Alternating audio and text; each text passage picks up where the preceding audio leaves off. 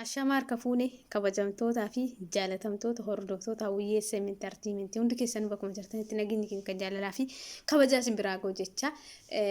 haala guyyaa har'a Oromiyaa keessatti deemamaa ture hiriira labsii qeerroo Oromootiin labsame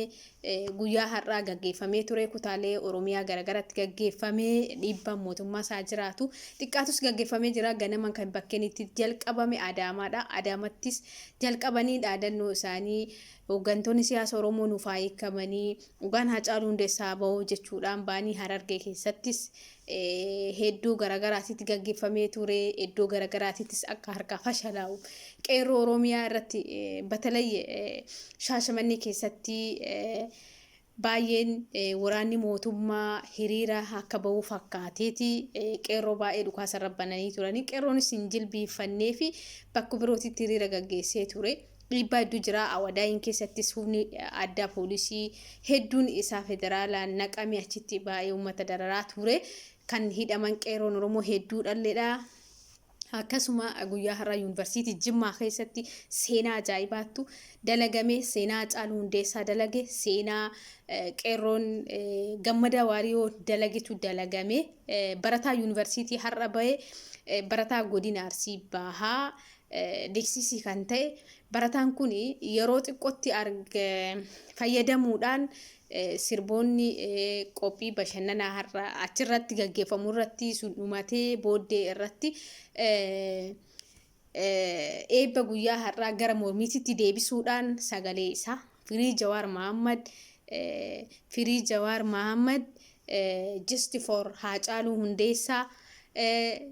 dhaadannoo garagaraa akkasitti gaggeessaa ture dhaadannoon kun bakkeen inni itti galnaa miidiyaa mootummaa kan namoonni miliyoona hedduu ilaalu namoonni biyya keessaa fi biyya ormaa akkasuma qondaaltota mootummaa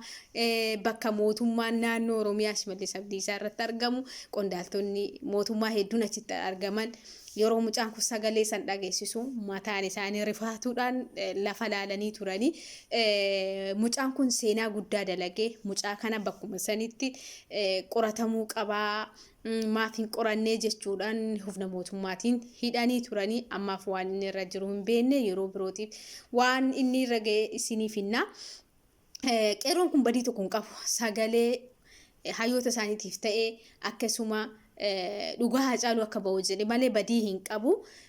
humni mootummaa kabaratee biyya keessatti akkuma qeerroo dararaa jiru hidhee jira mucaan kun har'a gammachuu isaa maatiin isaa habaaboo qabatee har'achi inni mana hidhaa seenu hedduu isaa namatti dhagahama uummanni Oromoo hundi keessanuu gurra ta'uu fi qabdanii garuu mucaan kun gootummaa isaatitti fayyadameeti ani gammachuu hin qabu yoo hidhame Jawaar bira yoo du'e Haacaaluu bira jedhee murteeffateeti